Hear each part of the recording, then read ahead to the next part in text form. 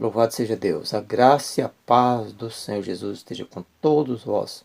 Aqui estamos mais uma vez a dar sequência dos nossos estudos a respeito do casamento. E hoje, pela graça, pela misericórdia de Deus, nós já temos orado, já temos colocado diante do Senhor, já temos apresentado também esse estudo diante do Senhor, na nossa oração que antecede o início do nosso estudo. Então agora nós vamos ler na Epístola de Paulo aos Coríntios, no capítulo 7, onde ele fala um pouquinho sobre o casamento. Quanto aos que me escreveste, é bom que o homem não tocasse em mulher. Mas por causa da impureza, cada um tem a sua própria esposa e cada uma tem o seu próprio marido. O marido conceda à esposa o que lhe é devido, e também semelhantemente a esposa ao seu marido. A mulher não tem poder sobre o seu próprio corpo, e sim o marido. Também, semelhantemente, o marido não tem poder sobre o seu próprio corpo, e sim a mulher. Não vos priveis uns ou outro, salvo talvez por um mútuo consentimento, por algum tempo, para vos dedicar em oração e novamente vos ajuntarem, para que Satanás não vos tente por causa da incontinência. E isto digo como concessão e não como mandamento. Então nós percebemos aqui nesse texto o apóstolo Paulo dando alguma orientação, porque as pessoas o questionavam a respeito do casamento. E naquela época a cultura em si era muito diferente da nossa, é diferente, antigamente era mais ainda. Então assim, não bate exatamente com o casamento da atualidade. É claro, todos nós temos consciência disso. E o apóstolo Paulo ele estava ali escrevendo a uma igreja que tinha muitos problemas familiares, problemas conjugais, porque naquela época ali, principalmente naquela cidade, existia muita ligação, por exemplo, do casamento espiritual. Por exemplo, uma pessoa se casava na cultura, né, grega, mas para dar sequência à, à continuidade de adoração a um tipo de Deus. Então eles ofereciam muito essa questão, ou comparavam muito essa questão do casamento, a questão de união com seus deuses. Inclusive na época lá em Coríntios, né, existiam muitas prostitutas e prostitutos cultuais. O que era isto? Eram homens e mulheres que tinham relações sexuais como parte da liturgia do culto oferecido aos seus deuses. Por isso que havia aquela confusão toda lá. Muitas e muitas prostitutas mesmo. Era um lugar enorme, né? Coríntios era um lugar enorme, porto, muita passagem de pessoas, de transporte, navios que descarregavam e carregavam. Então era uma cidade muito movimentada e tinha essa confusão aí com relação às prostitutas, principalmente as cultuais e as não cultuais também. Existia um grande número lá, porque a ideia deles era outra, né? Que todo mundo era digno do sexo e não podia faltar isso aí para ninguém. Então nós estamos falando aqui com relação ao casamento, que o apóstolo Paulo aconselha alguém que escreveu, porque ele diz assim, quanto ao que me escreveste, então ele está dirigindo a alguém que escreveu alguma carta para ele, pedindo para orientar com relação ao casamento. E assim, existiam muitas barbaridades, por exemplo, a gente pode ler a carta, ler aí, pessoas que tinham relações sexuais até com a madrasta, e isso pessoas de dentro da igreja, não é lá do mundo, é pessoas que já estavam na igreja, mas assim, tinha aquela cultura e aqueles costumes estavam tão impregnados na mente das pessoas que às vezes eles diziam que tinham se convertido a Cristo, mas continuavam praticando muitas das práticas anteriores aos deuses lá. E ele disse, olha, é bom que o homem não toque mulher. Primeira coisa, se for possível, você nem toque mulher. É melhor que não tocasse mulher. Mas, por causa das impurezas, cada um tem sua própria esposa e cada uma tem seu próprio marido, para que não aconteça e não se misturar com aquele comportamento que existia ali na cidade, ou naquele lugar. E o marido conceda à esposa o que é devido, semelhantemente a esposa ao seu marido. A mulher não tem poder sobre o seu próprio corpo, mas sim o seu marido. E da mesma forma, o marido não tem poder sobre o seu próprio corpo, e sim a mulher. A gente percebe aqui que ele está falando isso relacionado ao sexo. Eu sei que eu estou falando isso para adultos, então não adianta a gente ficar querendo esconder as coisas, que às vezes a gente fica. Existia muito tabu, né, da gente falar, aquele receio de falar sobre isso. Mas isso hoje está abertamente, que até as crianças já sabem.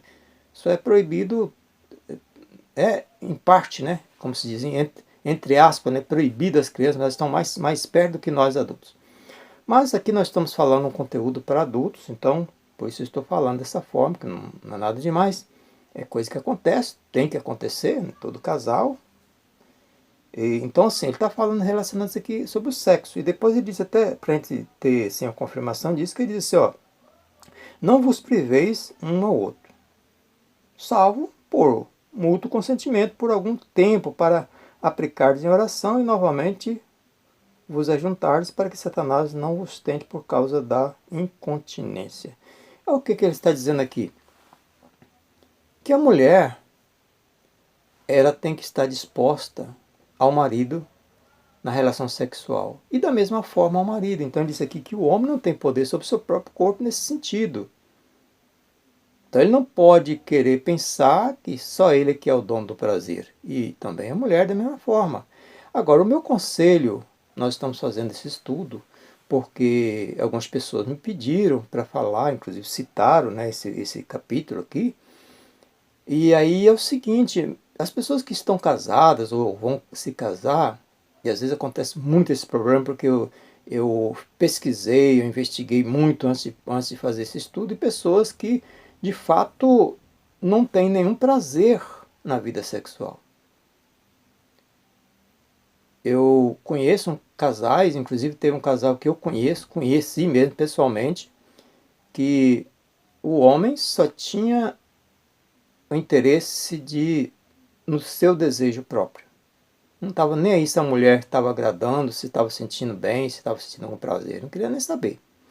E, portanto, essa mulher ela foi se entristecendo, porque todo ser humano precisa disso. Então precisa desse prazer. Porque foi Deus que colocou essa natureza em nós.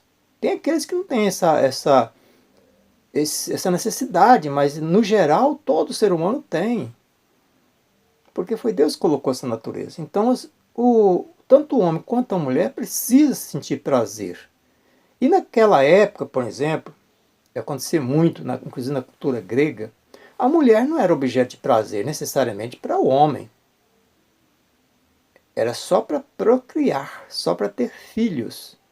Eu não vou nem comentar aqui a questão do prazer do homem, nesse sentido, como é que era, que é já uma outra história, né? E também não cabe ao nosso estudo aqui.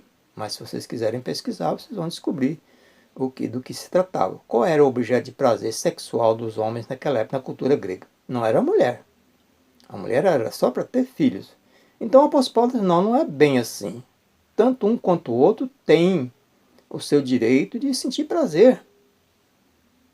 E como eu estava dizendo, o casal que eu conheço, a mulher ela foi ficando doente, porque aquilo vai ficando assim, a pessoa vai ficando deprimida por não sentir o prazer necessário, e ela foi ficando doente, doente e acabou falecendo. Nova faleceu.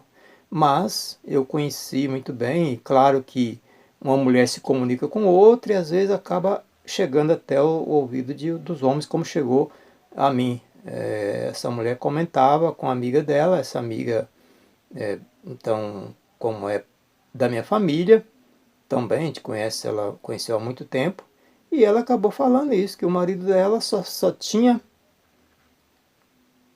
o interesse no prazer dele, não estava nem aí para ela.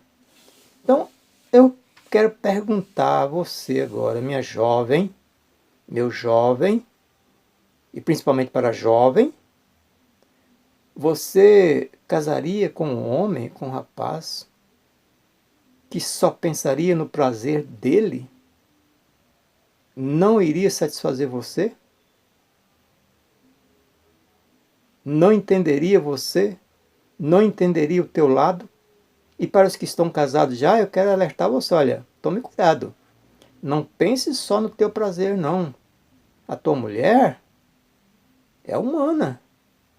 É um ser que foi criado por Deus igualmente a você, que tem necessidade de sentir prazer também. E você tem que descobrir isso. Será que ela está mesmo sendo satisfeita? Você está cumprindo o teu papel, como o apóstolo Paulo falou aqui? Que ela tem também ela tem poder sobre o teu corpo, de experimentar algo que lhe faça sentir prazer? Então preste atenção, se você não está trabalhando, não está vivendo dessa maneira, tome cuidado, porque é nesses momentos aí que o inimigo entra, depois ele diz, por que a minha mulher está me traindo? Pode ser que não seja por isso, mas isso aí é uma questão que pode levar sim, porque ela precisa dessa questão aí. Então meu conselho é este, você que é casado, tome cuidado, não é só você que tem poder sobre o corpo da tua mulher, não. A tua mulher tem poder sobre o teu corpo também. E os que vão se casar já estão alertados também, principalmente as jovens. E os jovens que não têm essa experiência, mas tome cuidado. É algo que às vezes as pessoas não gostam de falar abertamente. Mas é necessário. Você precisa saber das coisas, precisa aprender. E aqui, inclusive, ele falou assim, não se prive um do outro, não fique negando. Porque é uma coisa perigosa quando, por exemplo, o homem está tendo assim, a necessidade da relação sexual, a mulher, não quero, não sei o quê, sem motivo também, porque se ela estiver doente é outra história, mas aí tem que ser, às vezes a mulher já fica logo irritada com o marido e nega simplesmente. O apóstolo Paulo está falando, não faça isto, isso é porta para Satanás entrar. E da mesma forma, o marido ele tem que compreender se de fato a mulher está cansada, está muito cansada, está doente. É claro que ele precisa ter compreensão nessa parte. Então, de ambas as partes, é preciso ter esse entendimento. Então, tenha cuidado. Tenha muito cuidado. Converse. Tenha um bom diálogo. Pergunte. Não tenha vergonha. É casal. Aí vocês, aí, o leito é imaculado, é santo, é agradável diante de Deus quando há sinceridade. Então, converse com a tua esposa. Pergunte, né?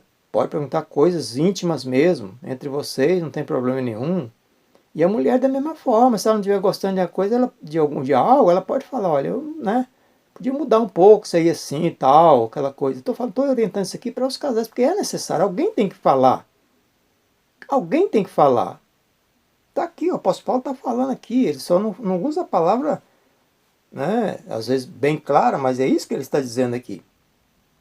Então tome cuidado, porque não fazendo dessa forma aqui, você pode estar abrindo uma porta para Satanás trabalhar e até destruir o teu casamento. Então tome cuidado. Então ore a Deus, busque a Deus, porque isso é agradável diante de Deus, certo? Então procure conversar um com o outro, entrar em entendimento, em acordo, porque aqui fala só se deve privar um do outro, pode privar, se for em mútuo consentimento, ou seja, das duas partes, para uma questão de oração, inclusive falou. Se você quiser fazer um propósito, não, vamos ficar uma semana, ou 15 dias, né, ou quem sabe 30 dias, não sei, depende das condições de cada um, porque eu vou me dedicar aqui em oração, então, mas se o outro já falar, não, mas então, quer dizer, olha, então já não está em comum acordo, não está em mútuo acordo, consentimento, então tem que ser tudo de acordo com o consentimento um do outro, de ambas as partes. Porque eu já vi mulher também, digamos assim, não, estou em oração, vou ficar não sei como, mas sabe se o seu marido está concordando com isso? Então não é bem assim não, se o teu marido não está concordando, entre em acordo, então vamos fazer aí, né, vamos combinar aí alguma coisa aí para não ser, nem ser prejudicial para um nem para o outro, certo? Então faça isso, você que é casado, que vão casar também, procure ter entendimento, respeito um pelo outro, diálogo, conversa amigável entre um e outro. Procure entender o máximo possível um do outro, conhecer o máximo possível um do outro. Então esse é o meu conselho do nosso estudo nesta noite e que você possa sim estar aproveitando, possa estar aproveitando algo que realmente venha trazer orientação para você. Mas preste atenção nisso que eu estou te falando, porque é assim mesmo. Então, meu abraço a todos, em nome de Jesus, e em breve estaremos dando continuidade. Então, vamos falar sobre o Efésios, né, capítulo 5, lá a partir do 22, que vai falar sobre a mulher ser submissa ao marido, o marido é mais esposa. Então, vamos falar sobre isso aí, que também faz parte do pedido que me foi feito. Também sobre os filhos, vamos falar sobre a criação, né, a família, criar os filhos e tal. Vamos falar também sobre a questão do divórcio e depois também vamos falar sobre o casamento perfeito, o verdadeiro casamento, que é aquele onde o homem e a mulher se tornam a sua carne, e aquilo que Deus projetou, aquilo que Deus uniu ou une. Então esse é o verdadeiro casamento e o casamento perfeito. Mas existe casamento perfeito? Não, o que Deus projetou, sim. Na realidade, talvez possa existir um ou outro que aconteça isso, mas a maioria, hoje em dia, não é só de palavra. Na prática, não existiu o verdadeiro casamento, o casamento perfeito, mas que deveria acontecer, né? Que deve acontecer. Se todos, de fato, crer na palavra de Deus, aceitar o Senhor Jesus como Salvador, de fato, e colocar em prática o ensinamento dele, isso pode acontecer sim. Em nome de Jesus, eu creio nisso. Amém? Meu abraço e até o próximo estudo.